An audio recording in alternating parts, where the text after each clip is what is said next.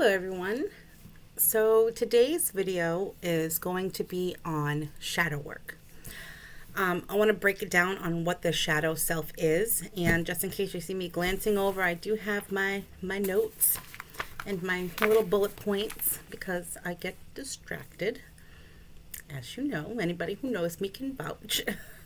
It's like 15 conversations in one. So first is, what is the shadow self? So these are this is the subconscious and unconscious parts of ourself. It contains belief systems, thoughts, ideas, opinions, judgments, everything that we harbor just under our awareness. And much of it stems from childhood. So a lot of these we are not even aware of. They're hidden from even ourselves. Even though the shadow self is hidden and not in our conscious awareness, it drives our behavior and is responsible for many of our self-sabotaging behaviors as well. And because I think that some of us that have, self-sabotaging behaviors, some people may recognize that this is a unhealed shadow trait or shadow self. And even though there is an awareness there, there's not anything happening to heal that part, and so the behaviors continue. And until we heal and we accept our shadow self, none of that really changes. So it is often considered a darker or dark aspect of ourselves. However, I believe that to be untrue. It is just a duality. We have our positive aspects, and then we have aspects of ourself that are not so positive, but it's a balanced duality. We need those pieces of ourself to balance ourselves out. We cannot have one without the other. You cannot be wholly positive and only positive. It's not healthy to be only positive. We have to have a balance. We have to have this shadow self side to us, but we have to be able to accept that piece of ourself. It's very, very important that we accept and we really acknowledge all parts of ourself, whether they are considered positive or negative. And I think one of the biggest, I won't get on a whole tangent or rant about society, but society plays a big role on what is considered acceptable behaviors or acceptable ideas, thoughts, or how we should portray ourselves. And I believe that a lot of people have put it into other people's heads that, if you are anything but positive, then you're a negative being. That is entirely 110% horseshit. No, that's not true. You need a balance. You need to have your darker, quote unquote, darker aspects to balance the light self. So it is often considered the darker aspect of ourself, but this isn't true, as I just explained. It's just hidden from the world and even often from ourselves. We are not aware of our darker, and I use that word very, very loosely. I'm going to refer to it as shadow traits. We're not aware of our shadow traits a lot of the time. We're so busy convincing ourselves of otherwise. Shadow work helps us become whole because we can't be our most authentic version of ourselves without shadow work. If you are only acknowledging good things about yourself, then you're not authentic. You have not recognized the things about yourself that sometimes we don't want to face, that we instantly go into denial when those things are brought up within ourselves because we don't want to face them. And if you run from them, then you are not being authentic. You are being half of who you are. Let's see, where was I? Okay, you must own everything you find within and not avoid what comes up in the shadow work. Running from that. denial, lying to yourself in a sense that, this is not part of you. And even if that comes up and you don't like that, I'm going to go into it like I'm going to see, I get ahead of myself. And so this is why I have to stick to my guideline, because if not, then I'll make it the most confusing video on the planet, because I'll be bouncing around everywhere. So before I even finish that sentence, let me stick to my guideline, because it'll all make sense. I'm still working on my first cup of coffee. It's Friday. It's the end of the week. I'm tired. So if my words jumble, I apologize, as they might quite often do in this video. So let me stick to the guideline, and that way it makes sense and it flows, because if I don't have this, as you can see, I tried to jump way ahead. Don't want to do that. First, you need to believe that you are enough. You need to build yourself up in the process of discovering parts of yourself that you may not be comfortable with at first. So you need to go in with a positive attitude, going in with a feeling of being worthy, being deserving, being providing yourself with unconditional love. You do not have to have high self-esteem to start shadow work. I know that that's a thought. It was actually brought to my attention that they heard that you can't start shadow work if you have low self-esteem. Isn't that the point of shadow work? Low self-esteem is usually attached to certain things that have happened in your past, which can be attached to certain aspects of yourself. So how will you ever get past that and really open up pieces of yourself to heal that if you don't do the shadow work? So it's not true that you have to have high self-esteem, or, you can't do this if you don't have low self-esteem. Take it slow. If you have low self-esteem, take it slow. Nothing has to be rushed. This is not a one-step process. This is a continuous process that's going to take a while to really start to uncover things about yourself, you to really get the hang of how things feel, and to be able to do this in a healthy way. It is completely unhealthy and unrealistic to think that everything is going to get better in one day. That is not how this works. It is a numerous step process. Ignoring your shadow self can manifest in ways such as believing you aren't worthy of happiness or the things that you desire, as we were talking about, like self-worth. It can also manifest in an opposite way, as an inflated ego or narcissism. Sometimes we're made to believe in our childhood, if we have a childhood that we were often, not felt loved, or were not nourished, and we didn't flourish, we will compensate for that with an inflated ego, because we need to convince ourselves that we are good enough. And sometimes that, because we have an unhealed shadow self, it goes way above and beyond. It becomes this inflated ego. Trying to convince yourself that you don't need any work, that you are just fine the way that you are, that there's nothing wrong with you, but there's something wrong with everyone else who thinks that there's something wrong with you, which opinions mean shit.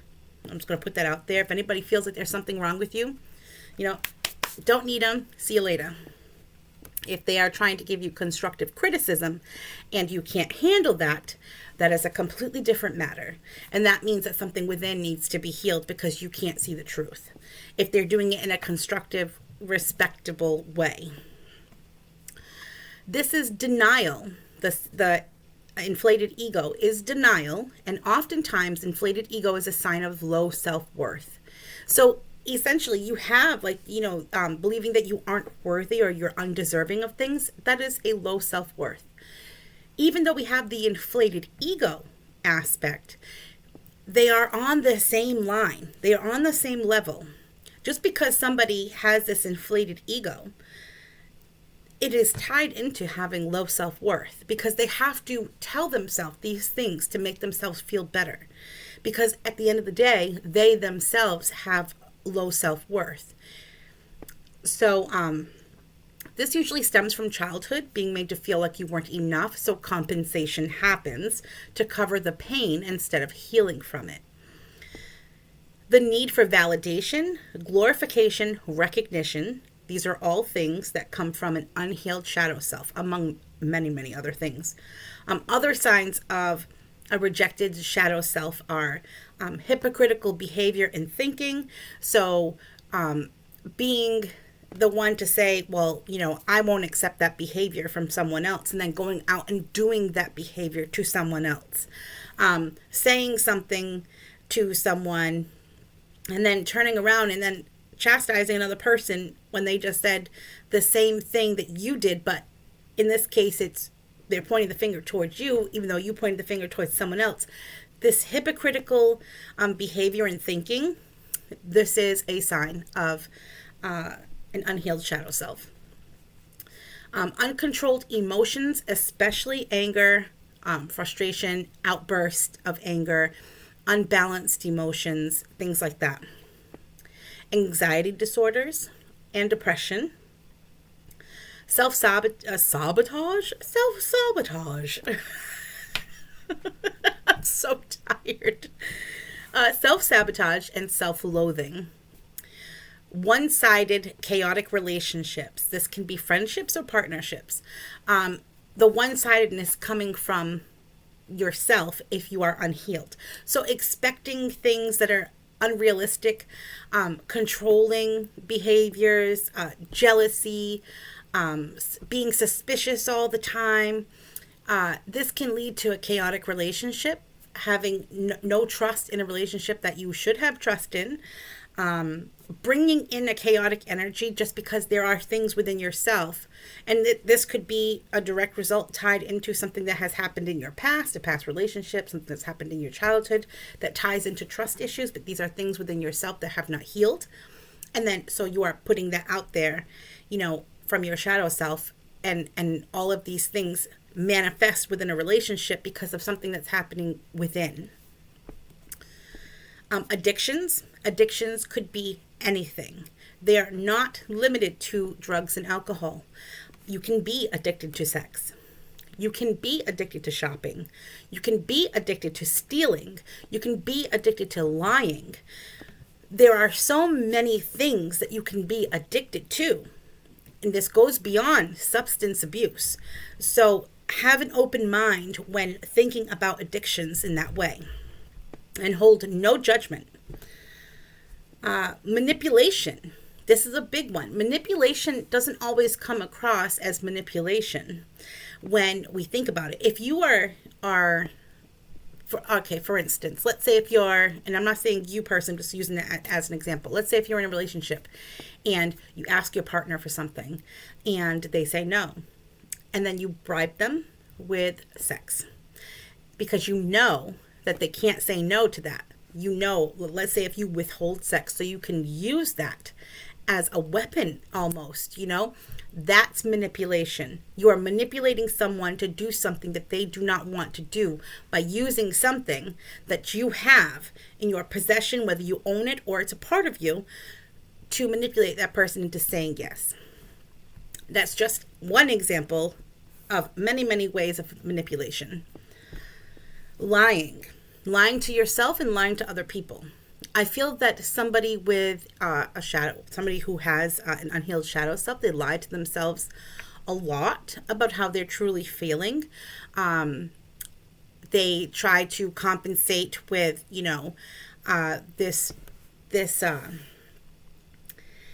lie to themselves in many, many ways. And a lot of times it's destructive towards self because they make themselves believe that, either they're not worthy or maybe I should apologize. Even if the other person did something wrong, they have this guilt. They have these things. They feel ashamed. They feel embarrassed. They feel guilty. They feel like they did something wrong. And removing the element, making sure that the other person isn't doing anything to make you feel these things and you just feel these things on your own, then that is part of an unhealed shadow self. Greed. Greed is a big one. I mean, they're all big ones, but I had something stuck on my keyboard. These Cats. They like to bring me gifts. Greed is just being, you can be greedy with money. You can be greedy with someone else's time. You can be greedy with ways people spend their money on you. You can be greedy with, what you own, not sharing. There are so many ways of being greedy. So also keep an open mind with that as well. Before you start on a shadow work journey, make sure that you are committed. Make sure that you make the time, because this is not something that you want to jump in and out of. This is not something that you want to say, okay, I'm gonna start doing shadow work, and then you start and it gets uncomfortable, and then you're like, nah, no, I don't want to do this right now. And then 6 months later, a year later, you decide you want to do it again. There's no real benefit to walking away when it gets uncomfortable or gets hard. You have to make a commitment that even when it gets uncomfortable, even when it gets hard, you stick with it, because that's when the healing occurs. That's when your perception, your views change on these different aspects of yourself. So let's start into how to do shadow work, or ways that you can do shadow work. Create a space. You want to create space for the work. This is both mental and physical. Preparation, mental preparation is key.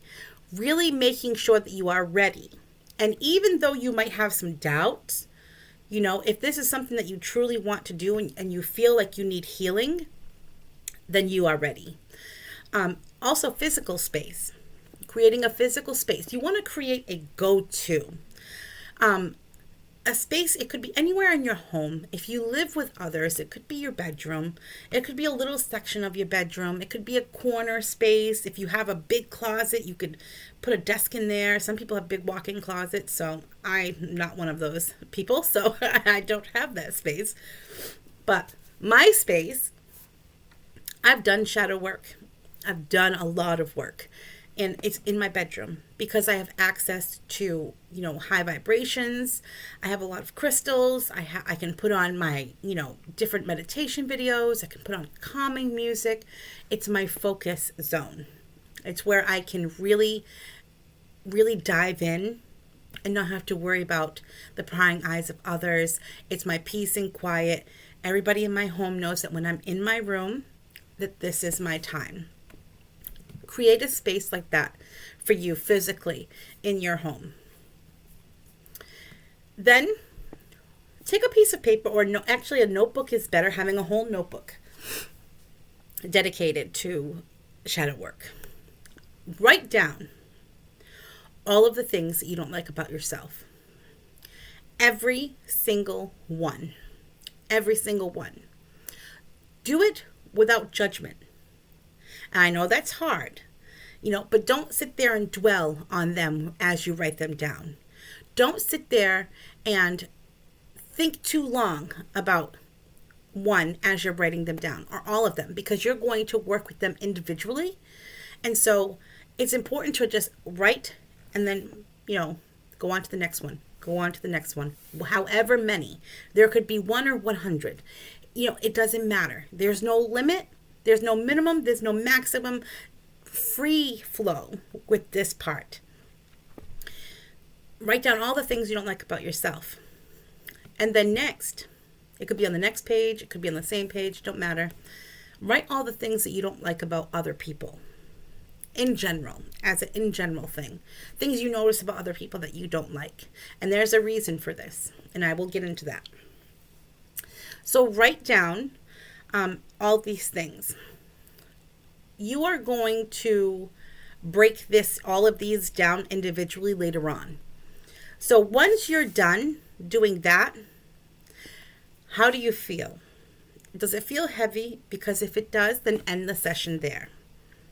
This part can be really heavy. When we are writing down things that we don't like about ourselves, it can produce a very heavy feeling. If it feels heavy and you feel like you don't want to move on to the next step, that's okay. Stop. Don't leave it there. Don't forget about it. Don't skip, don't skip the rest of the exercises because that was uncomfortable. Make sure you come back to it. It could be once a week. It could be, whenever you feel like but don't wait months. Don't even wait a month, because it has to be a continuous kind of work in order for you to really feel the results. Next is how to recognize the shadow self. Watch daily for your emotional reactions to things. It is good to have a piece of paper. Let's say if you are at work, let's say if you are at the grocery store, it's good to have like a little notebook that you can slip in your purse, slip in your back pocket, wherever. A pen, always have a pen handy. It might be a good idea just to, because if you're in a grocery store or if you're in a store, people aren't going to think twice about you writing anything in the notebook, because people bring lists all the time. Don't feel like people are looking at you. If you're at work, it's not a big deal. You take out a little notebook and you just jot it down. Write down the thing that made you feel this real emotional reaction. Was it the way someone was talking to another person? Was it someone talking to you in a specific kind of way? Was an interaction, wow, was it an interaction between you and someone else, you and a customer, you and a coworker, you and a boss, etc.? Was it in that interaction? Write down what the situation and then the emotional trigger. It's good to keep up and keep track of all these triggers to see what situations trigger these emotional reactions, because a lot of times the situations, there's something about the situation and what you see in other people that is a mirrored reflection of yourself. But we will get into that. How does your body react in certain situations? Make sure you write down. So like in the same situation that you feel emotionally triggered, how is your body responding? Do you feel hot all of a sudden? Do you shake? Do you get a headache? Do you feel pressure? Do you feel pain? Are you uncomfortable? Writing down how your body responds to these as well. Are you having psychological projections, which is what I just was saying before. This is traits in others that trigger reactions, and these are mirrored reflections of yourself. When these happen, okay, it's important to not be judgmental, but recognize when that's happening. Speak positively to yourself. Huge, huge, huge, huge. I cannot even explain how important this step is. When we are uncovering pieces of ourselves that we may not find acceptable in our own, the way that we think, or the way that we're conditioned by society to be made to feel like certain ways of being are unacceptable. So when things like this come to the surface, it's important to speak positively to yourself. It's so important, because we don't want to feel like we have this heavy weight on us. It's important to really bring light into the situation as well. So speak positively to yourself about your shadow self. This is not something to dislike. The shadow part, that's not English. The shadow is part of you, and you need to accept your shadow self and show it unconditional love. How to bring the subconscious to the surface. So take the list that you wrote of all the things that you don't like about yourself, and all the things you don't like about other people. Start with the first one, okay? Actually, categorize it. Start with the ones that you feel strongly about, because there may be some things on the list that you added because you feel that way sometimes. The ones that you feel strongly about, those are the ones that you are going to want to start with first. So categorize them. So put the ones that need the most work or the ones that need immediate work first, and then just categorize them going down from, most need to least need. That way you can work with those first. So start there. Identify why you feel this way and write it down. It is important to journal and to have a conversation, in a sense, with yourself in your notebook. Answer the questions that you write down. And I'm going to give you an example. If I write down one of my things that I don't like about myself, or something I don't like in other people, let's say if one of those things is fear of failure. So I'm going to write fear of failure. I'll put a question mark or a period or whatever. And then I'm going to say why. I'm going to write down, why am I afraid to fail? And then I'm going to think about it, and I'm going to come up with an answer. Maybe it's because I'm afraid someone will judge me. Maybe it's because someone will feel that I'm unsuccessful and they will think that I'm maybe some kind of idiot, or they're going to see me as untrustworthy in a sense of being looked at as a successful person. So, fear of failure. Why am I afraid to fail? Answer that. Write the question again. Why am I afraid to fail? Do this as many times as you need to, because you may come up with different answers. If you feel like you just have no more answers, then you don't need to write the question anymore. But really dissect the question. Why am I afraid to fail? Why do all my relationships fail? Why can't I stop lying? Why can't I stop spending money? Why can't I stop drinking alcohol? Why do I not like myself? Why? There are so many different questions when it comes to things that we don't like about ourselves. Break down that question. Ask that question multiple times and write every answer after every question. Move on to the next question after that. So, for instance, if I'll use the same example, fear of failure. Why am I afraid? Or, why do I have a fear of failure? Why am I afraid to fail? However not you personally, but however, someone who would use that would put the wording. After you've done that, the next question then could be, breaking that down even further. If one of your answers, and go by your answers, if one of your answers was, I'm afraid people will judge me, then break that down. Why don't I want people to judge me? Or why am I afraid of people's opinions? Or why am I afraid of people's judgments? Why do I apply people's judgments to my life? So really breaking down each question. And then if you feel the need to go further with those answers, you can. But break it all down. Characteristics you struggle with the most should be done first, which I had already said that.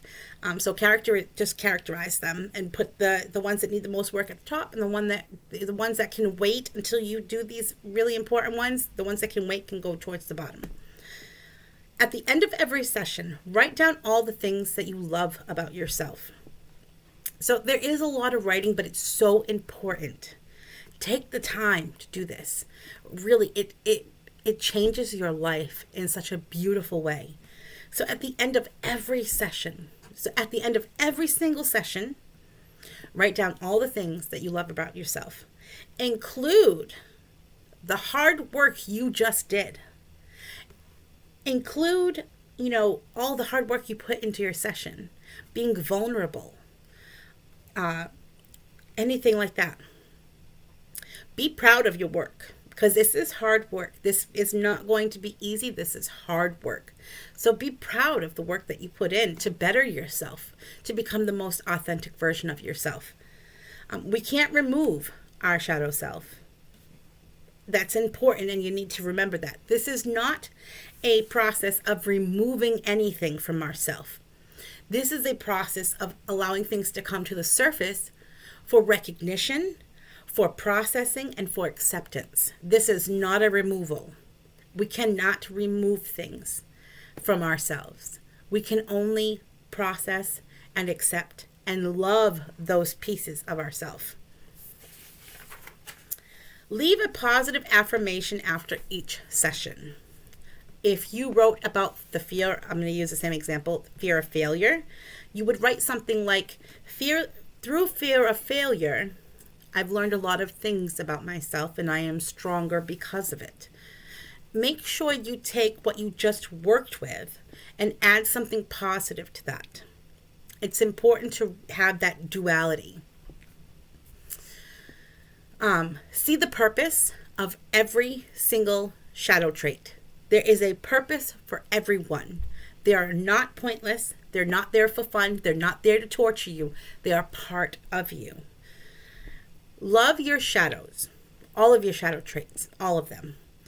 At the end of your sessions, when you write all the things that you love about yourself, include the shadow trait that you just worked on and all others prior to that. So let's say if, session 1, you worked on fear of failure, and session 2, you worked on some kind of, I don't know, this, I can't say no. I'm just using, I'm not sure.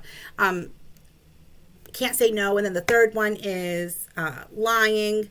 So let's say if you have these 3, right? And you're on the third one. Include the one that you're working on and the 2 prior to your list of things that you love about yourself. Recognize them as a piece of yourself and love them. This is important. We are not processing these things for us to let them go. They cannot be let go. They're part of us. And shadow work is to turn how we feel about them, about these pieces of ourselves, these aspects of ourselves, turn them into this recognition that this is what makes us. Yes, we have these positive qualities that everybody wants to recognize, and oh, she's such a beautiful person. But what makes us real? It's those shadow traits. When you have the duality between the two, this is what makes us us. We cannot remove. Do not go into shadow work with the expectation of removing anything. You cannot. The only thing that you can remove is how you feel about your shadow traits. Transitioning and transforming this dislike for pieces of yourself into unconditional love for those same pieces. Let's see, where am I? Let's see. Oh, bring love and compassion and understanding without judgment to every shadow trait you work with. And this is a process. And as I said, as you go along, you have to really be focused. This is not a session that's going to take 2 minutes and just quickly write down things and then you're done with it. Like, okay, I did it. No, that you have to make time for it. This doesn't have to be a 3-hour process, but you have to give dedication, focus, time to this